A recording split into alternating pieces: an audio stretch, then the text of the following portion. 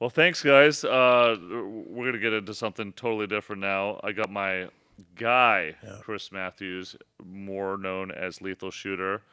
Chris, how are you?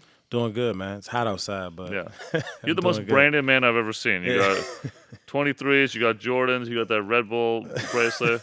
We're gonna talk about your business, just all in. But for those of the people that don't know you, tell me a little bit about how you got your start. I got my start about 7 years ago. I finished playing pro.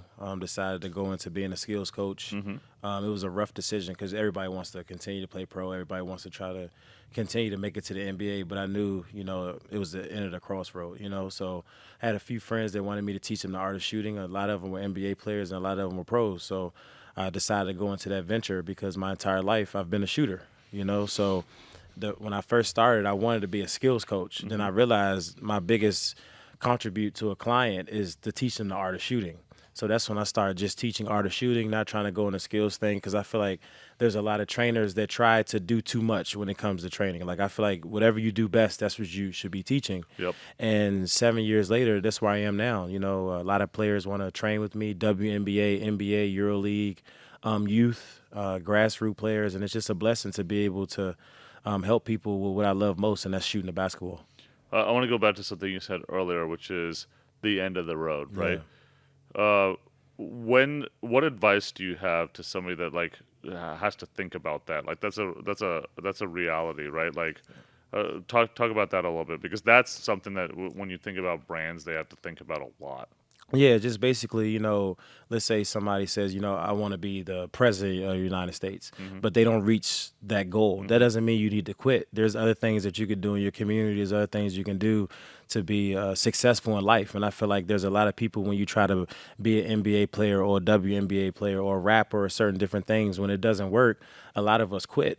And there's different things that you can be. Everybody's not going to be a Quavo. Everybody's not going to be a Michael Jackson, but you can work for a company to help build a company up to start doing your own thing as well. And I felt like I wanted to be the one in my community to show, yeah, I didn't make it to the NBA. Yeah, I don't have the $1 million. I don't have the Rolls Royce, but look Hmm. at me. I'm still playing basketball. I'm still contributing to the game of basketball. And people all over the world know who I am because when that crossroad hit, I decided to say, you know what, I'm going to continue to go, but in a different path that fits me. What was it always a love for shooting? Like that was the goal. Like, was there ever like when you were a kid a career that you thought about differently? Like if it wasn't basketball, it was what? Yeah, I would say being a school teacher. I really love helping the youth. I really love giving back to the community. When I was at a low point in my life, I was a teacher's assistant Hmm. at Needwood Academy in Montgomery County. They allowed me to be a teacher's assistant for a year, and I absolutely loved it. And by doing that, they allowed me to be the men's coach. We made it all the way to the championship game, lost by 2 points, but I wasn't really mad at my life. And, Hmm. if I had to become a teacher, I would have became a teacher because I understood my life is about basketball, about giving back to the community, and most importantly, helping the next generation. Like you see with my brand, like I, Hmm. I don't just post basketball. A lot of my captions and a lot of my stories and a lot of my lives are just about letting people know that giving up is never an option. We're gonna talk a lot about the content and the storytelling that you do, but I got to jump to this question, which is, what is the legacy? Like if 5 years from now, 10 years from now, you want people to think of Chris Matthews and Lethal Shooter. What do you want them to think about? Just when you're having that moment in the house that you feel like you can't do something, the saying "stay locked in." A lot of people, especially in today's society, because of Instagram, because of social media, people Hmm. want instant gratification. And through my brand, I'm trying to show people it is it's a long road.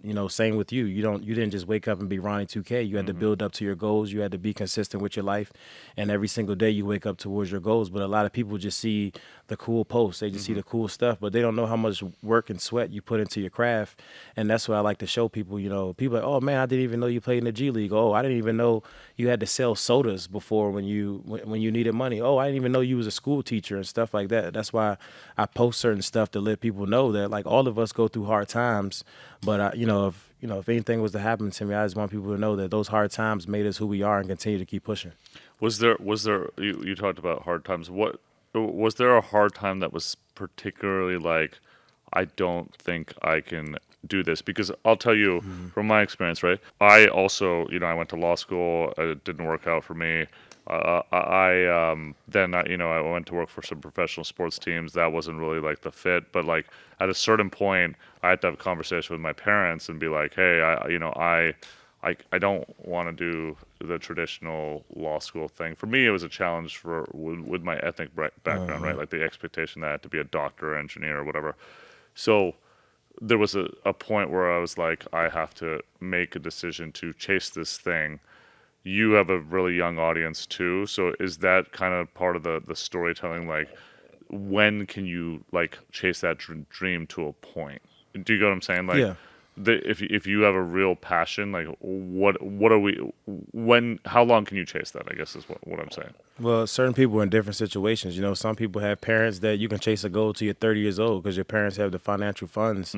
Some people don't have the type of household that's Yeah, so like, let's talk about that with yeah, you. yeah. So with me, like, I grew up in a household I didn't have that type of option, but I was blessed to be able to play basketball. I got a scholarship to Washington State, then played at St. Bonaventure. After that, I went pro overseas for 7 years. But it wasn't like if that didn't work, college and overseas, that I can just go back home to live in my home because it was a tough situation, if that makes sense. Of course, my parents wouldn't let me become homeless or anything of that nature. But back then, it was just like it wasn't as easy as it came. When my dad died, that's when stuff really got hard. My dad had a heart attack. And well, my biological father just died a few years ago. My dad that raised me, he had a heart attack in front of me. That's when my life started getting kind of rough because my mom moved back to North Carolina and I was like homeless because I was still chasing this goal because I wasn't about to move to North Carolina. You know what I mean? I was going to make this goal work. I was going to stay in D.C. So it was times I slept in my Magnum.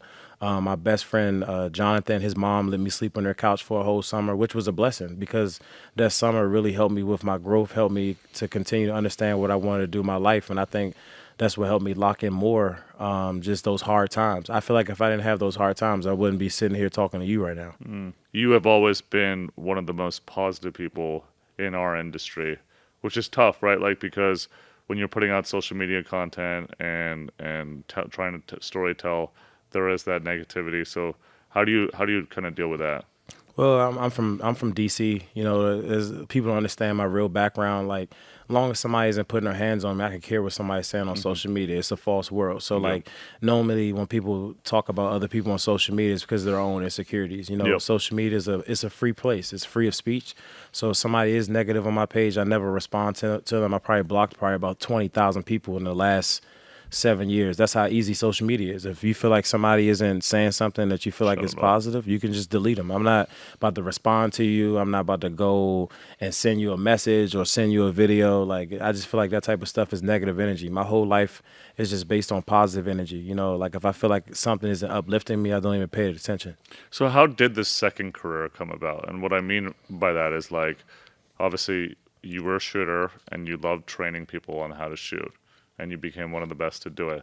But then all of a sudden you also had to brand build, and you had to tell that story of, trying to get players on board, trying to get those brands on board. So like, when did that it become apparent to you that you also had to brand build? Well, I've always been creative with content, but I just never showed attention because I played basketball. Even when I was playing pro, I used to shoot content, funny content when I was bored. But when social media came around, Instagram, I really started like, you know what? Let me see how it looks during COVID, if that makes sense. So I've Yeah. always been putting little stuff out there, but during COVID, I really got aggressive with it. Like I'm going to show the world how creative I am. I made the world's smallest rim. I made spike rims. I I did all these remember. different things. I was doing different type of content to show if needed, I can be a comedian or something. So I was just showing people that in life, whatever you want to do, you can do it. Like you said, your parents, everybody, your family wants you to be a lawyer, wants you to be a doctor, but you did what you wanted. But there's other things to Ryan 2K that people don't know. You might Yeah. love to cook. I don't know. But like me, I love to make content. I love to make people laugh. I love to do so much more than play basketball. And I feel like as an athlete, you can show that those type of things and people still take you serious. Because at first I used to be afraid, like, oh man, NBA teams aren't going to take me serious, What? because I'm doing content on the world's smallest rim, or Right. or I'm doing a funny skit with a bodybuilder or something like that. And then I started to realize I don't really care. As long as my clients get the results they need, like you see Grant Williams and Bobby Portis and Grayson Allen, Katavious Caldwell-Pope, everybody that I train, their shooting percentages go up. As long as their shooting percentages go up, I should be able to do any type of content I want because all of my content is positive, as you know. Where would you say you land on the brand strategy versus content kind of ratio of how your brain works. Because like I think you are an interesting challenge in that you have this functional job where you have to train these players, but on top of that, you also have to think about how are you going to acquire new players to do that. And one of the big ways is to become viral and do some of the the unique things Yeah, that you yeah. do. So how much time do you think you spend on like uh, developing creative brand strategy versus actually like doing the creative stuff? Well, I spend 99% of my time figuring out how to help somebody with the art of shooting. I Hmm. feel like that 1% when my family goes to sleep, they go to sleep at like 7 o'clock. Hmm. My fiance goes to sleep like around 9:30, so Yeah. that's when I really can like get in front of my whiteboard and say, okay, on this date, I'm gonna do this for him, or I'm gonna collab with this person, or go with that person. But when I wake up in the morning around 6:30, my entire life is training. You know what I mean? My whole goal is to, But I find that interesting because it yeah, is for yeah, sure. I mean, you do that amazing stuff, but like this morning, right? You yeah, reached out to me, but you were like, "How do I live off that momentum?" So you asked me yeah, for a mocap thing that we did a yeah, long time ago yeah, to be topically relevant, yeah. right? So that was a very brand strategic thing you did. Yeah, absolutely. It's not always about rushing to post certain type of content or being in a rush to do certain But things. why today, right? Like it's topical, Yeah, and you were it's trying it's to it's, it's the topic, if that makes 100%. sense, and that's I'm what. just saying. I'm just saying that's really wise of Yeah, you, right? yeah. Like you actually thought about, You have hey, to be very what's the strategic. day that I'm going to get the most pop out of Right, this thing? right. So I think you actually spend a lot more than 1% of your time on brand strategy. I think actually you're one of the wiser guys that I talk to because you're always reaching out to me, being like, "Hey, what do you think about this? How can we Hmm. work on this? How can we incorporate it into the digital world?" Which we'll talk about in a little bit. But Hmm. that's why I'm like brand strategy. I feel like is actually a big portion of yours because you're also always thinking about the brands you work with. You're always reaching out to me Hmm. at 2K. Hmm. I'm sure you're always keeping that dialogue with Jordan and Hmm. those brands. So can you talk about that a little bit? The Yeah, importance to build those relationships. yeah, I do. So like, of course, I think about it all day, but I can't consume my mind to it. So like, let's say you're Anthony Davis, I Hmm. can't be training you, and then right now I'm thinking about making a paper ball in the straw.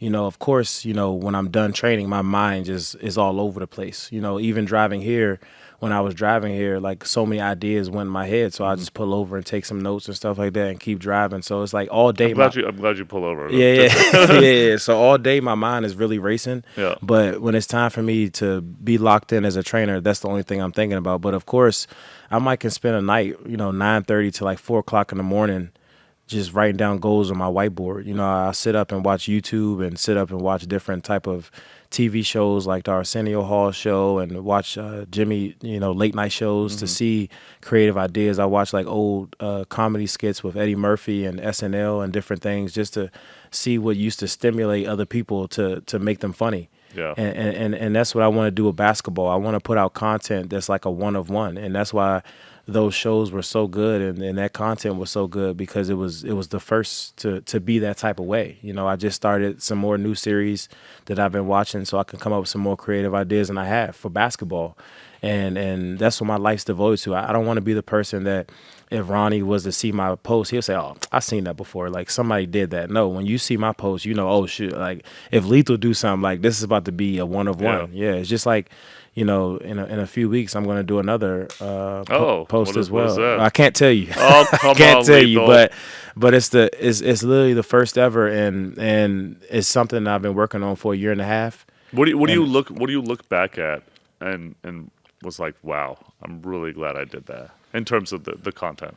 well, the one thing I realized too, I don't really be like in my brain piling up on what I've done, if Hmm. that makes sense. Like I might be sitting and bored, and like, dang, I really made a paper ball. Okay, so maybe I'll rephrase the question. Who talks to you? What do you hear most about with your content? Like they're like, oh, the spike rim was The dope, or rims, the oh, it rims. was the But rims. but me personally, like I want to be known as the trainer. Hmm. But unfortunately, people love my shooting. You saw when I broke the world record, 23 out of 25 in 65 Yeah, seconds. yeah. People love that type of stuff. So I am devoted to shooting, but I do want to be known as the trainer. But I realize people But love the how can you rims. become known as the trainer without doing the brand awareness work?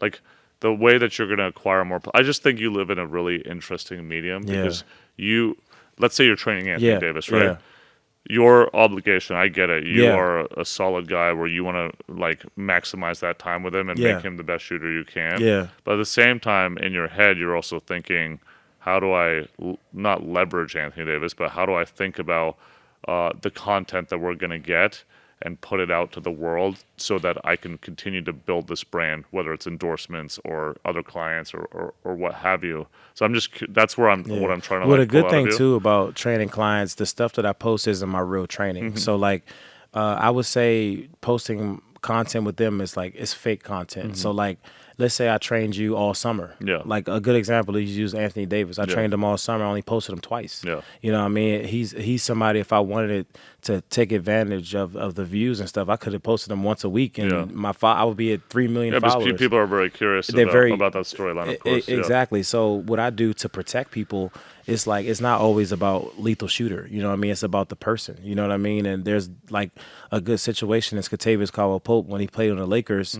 You know, everybody was talking bad about him. Everybody said, "I'm still going to post my guy. That's my friend." Yeah. And then look up, he wins a ring. He shoots 40% from three that same season. So the good thing about me is like you're saying, I'm very strategic on how I post, but I never give up on my clients as well, and I never use them as a way to like piggyback off what's going on with them, if that makes sense. Yeah. You know what I mean? Like let's use AD for a good example. Is when everybody wanted to talk bad about him, that's not gonna be okay. I'm just gonna post right now because I know it's gonna be viral. No, it's like I'll talk to my client. Hey, do you want this? Oh yeah, bro, post that. I'm not tripping or something like that. So it's not really I'm training Ronnie, and the whole time I'm thinking like, oh, let me let Ronnie get 10 dunks so I can post that. You know? So I do that all the time.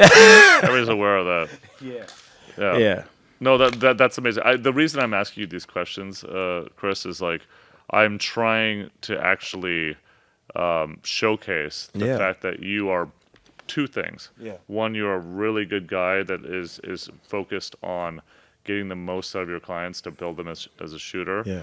But then also that you're creative enough that you could spin off and do the secondary thing, and you know, do the things around rims and whatever host. to continue to grow the brand. So Yeah. talk about like how this turned into like brand partners when you started to feel the momentum towards like, oh, you know, I have an audience here, and brand partners are now starting to reach out. I know you have an epic shoe, and Yeah. that got so much momentum. So when did it start turning into like a brand partnership conversation? I would say about 5 years ago, but I'm very strategic on who I partner with. So, you know, I'm not by far rich at all, but like there's a lot of brands that have reached out. We did our partnership in 3.5 years ago, I Yeah, believe. Yeah, yep, right. yep. So we were among your first ones, or Well, how you're did that work? you're the first one I actually took. Oh. Yeah, yeah. So like, there's other people that reached out to do stuff, but I'm very strategic. You know, I'm not just jumping to every brand because they have money or because of who they are. If it doesn't fit what I do, I can say no. You know, I'm Yeah. not one of those people where it's like, you know, if 10 companies hit me up, take all 10 so I can get the bread. So why us? Because I mean, you guys are the best. You know, you guys you guys always elevate. You don't do the same thing every single year. And when I did my research on you guys, I just realized that the creativity that you guys bring to the company, that's what I want to be a part of. Because your competitor, they were doing the same thing. They were getting all the influencers. They were telling all the influencers they could be in the game. They were doing certain stuff of that nature. And you know, I was one of those ones that if you saw it, like I didn't take it. You know what I Yeah. mean? I watched it, but I didn't like that because you know, just like in the shoe companies that were doing the same thing a few years ago. If a shoe company takes up all of the trainers or takes up all of the certain type of category, that means they're rushing. You know, I don't Yeah. want to be a part of rush jobs. I want to No. be a part of people that have been watching me and strategically do stuff. And I think that's what NBA 2K and that's what the relationship that me and you have. You see, like I'll hit you up. Like, you know, I mean, you are, hey, bro, let's do this at blah, Yeah. blah, blah's house. Let's shoot. I'm not just doing stuff like that. You know Well, what I mean? I mean, I think that's what a partnership is, right? Yeah. Like, I think a lot of brands, like, are thinking about this particular campaign Yeah. or like how it's going to benefit them. Yeah. And it's been very important that like we all eat, like Yeah. we all grow together. Like, how can we get you more to get better Yep. brand partnerships? Yep. You know, like, and so I think that the leverage of being in the digital space and like seeing yourself in the in-game avatar is like obviously a very cool endorsement. It's one that like can elevate other endorsement opportunities. But I just think that that was really savvy of you. But it's not been a one-off thing. Like we've done 700 things Yeah. together, right? Yeah. And I think that the brands that are doing influencer marketing really well are thinking that way. So. Yep. What were some of the your favorite things that we've done here at 2K over the past couple of years? I know one of them. The one we just did Yeah, was that was probably one of the best moments of my yeah. life. You know what I mean? I love teaching. I love that you allowed me to express myself the way I wanted to be expressed. Chris, of course, is talking about Up Your Game. Yeah. We shot that last Yep. year, and what I thought that was cool about that was like it kind of went to two audiences and two very different audiences. One was the expert at 2K that like could get a little bit better with some fine tuning, and then the mass who had never picked up the sticks and Yeah. could be like, okay, I get like I watch basketball, I get the art of shooting, but I don't know how to do it in this video game. And then connecting those two, that's always something that we're trying to do. We're trying to funnel our digital world, our video game, into this vertical of where the NBA is going. And that happens with fashion, kicks, celebrity, etc. But I thought that was a really good exercise because it was like, let's see this basketball trainer who trains some of the best top athletes in the world and see if this guy can also train a 2K player. Absolutely. That was cool, That's the right? type of stuff like I was saying I love being a part of because I'm like you, like I love showing that I'm a trainer, but like you said, I can do a million things. You know, I hosted Netflix red carpets before. I've hosted stuff for Uninterrupted. I've done different things of that nature, and you know, I do these type of things to show people just like you, you're not just Ronnie 2K. You can do all type of things in life, and that's what I want to continue to show. And you guys have helped me with that. And I'll say the second biggest one was with you guys was the mocap. You know what I mean? That's something that I've dreamed of since I've been playing video games, is to be a part of a video game. So when you guys allowed me to do that, that was probably like one of the, like probably like the fifth biggest moment of my life. You know what I mean? Because this is something that you know don't anybody can just walk in there. You know Yeah. what I mean? You guys are very particular about stuff like that. Well, so I that's know a I love blessing. that we're changing lives in that way. Yeah. I know we do it for our fans. That it did it for me, even when I used to play the game and not work here. So I get the feeling that you have. So that's very cool. Going back to you, and then this is probably one of my last lanes with you, which is you look back. We go forward 10 years. What would be like a success? Like, where are you trying to get to? Is it more players? Is it working with the superstars? Like, what does 10 years of success look to Lethal Shooter? Yeah, in 10 years, for me, I hope I'm not working. You know, the main goal in life is to find something you love and be diligent in it for like, you know, 15 years, and then you have people working for you. You know what I mean? So my main goal is to, if I wanted, I could have it Have right many now. lethal shooters? Well, you know, people working Lethaler shooters? a facility. I can have a facility right now, but I choose not to because you have to be in there every single day in the facility. And right now, I can't do that. You know, I'm about to go to Egypt. I'm about to go to Russia. I'm going to Dubai to shoot some content. So it's different stuff in the next year I can't do. But in the next few years, I'm so glad you brought this up. Yeah. That's such a great answer because like scaling a business is tough. Yeah, And especially when it's built completely on the brand of one person, exactly. right? Yeah. So I think that's a really like very station thing. Like that's really cool. How do you create more lethal shooters and still feel close and connected to the brand? How does that happen? Well, it's easy. So, like, let's say, you know, Ronnie wants to learn how to teach the art of shooting. Ronnie comes to my course for about 5 months. I teach Ronnie all of my philosophy. Ronnie has his clients. You know what I'm saying? Ronnie does his thing. When needed, Lethal Shooter comes in to help the client to give the person more confidence that what Ronnie's teaching him is working, if that makes sense. And this type of stuff is done, you know, just like, you know, with the iPhone. You know what I Yeah. mean? Like, everything could be done the right way if it's strategically taught, so people can understand it and be educated on what they're saying to the person and know what to watch. So I have everything mapped out on how I want to do it. And, you know, in the next 10 years, possibly have 2-3 facilities in America, and maybe have one like in China, you know, because Wow. that's actually one of the biggest markets in the world. So you go there, you teach people your philosophies, and then, you know, you just stop in and do what you need to do to make sure the car still stays tuned up. Yeah, there's a lot of subcultures with our game, right? Music, fashion, obviously sneaker culture. Yo, by the way, you know I'm a sneaker god, right? Yeah. Why didn't I get one of your pairs of shoes? You weren't on the list, man. It's like, no, Oh I got wow! you, man. I got you. I got you. Wait, what? I got you, man. Oh my God, he comes with gifts. Let's look at this. Let me know what you think. I saw him on the gram, Yeah. so I gotta see this. What is this? Stay locked in notepad late at night. Oh, I like that. Late at Oh, night, look if you at got that. some, That gold lock. I if you love got some that. thoughts, man, write it down. No, I always do. Yeah, Mine like, ooh. Bro, I've been looking for like a gold kind of silhouette shoe. So, Yeah. dude, these are super clean. yeah. That's nice. So the bottom right Yeah, here. talk to me about the. The bottom is roses. Mm-hmm. You know what I mean? I was inspired because where I come from in DC, the inside is concrete. You know Yeah. what I mean? Making it out of DC is not easy, Yep. if that makes sense. That's so it's awesome. like I'm the rose that came out of the concrete, so you can feel this type of material. How involved were you with like? 100%. That's you know? amazing. Yeah, 100%. That's the one thing I love about Jordan Brand. That's the thing I love about Nike as well. When you tell them an idea, they understand that it's your vision. You know what I mean? And they allow me to put the gold on there. That's pretty sick to me. And I just wanted to have a shoe that I felt like not only somebody can wear in a basketball court, but if somebody needed it, they could wear it out to go somewhere. So you Bro, know, this is amazing. The Yeah. rose silhouettes. I didn't know the backstory of that. That's really cool. yeah. So glad Hey. you like them, man. What are they, one of 1 of 45. 45? Yeah. Yeah. Ooh, another grail to my closet. That's what I like to see. You know, I got like 600. Well, I used to have 600 Yeah. something shoes.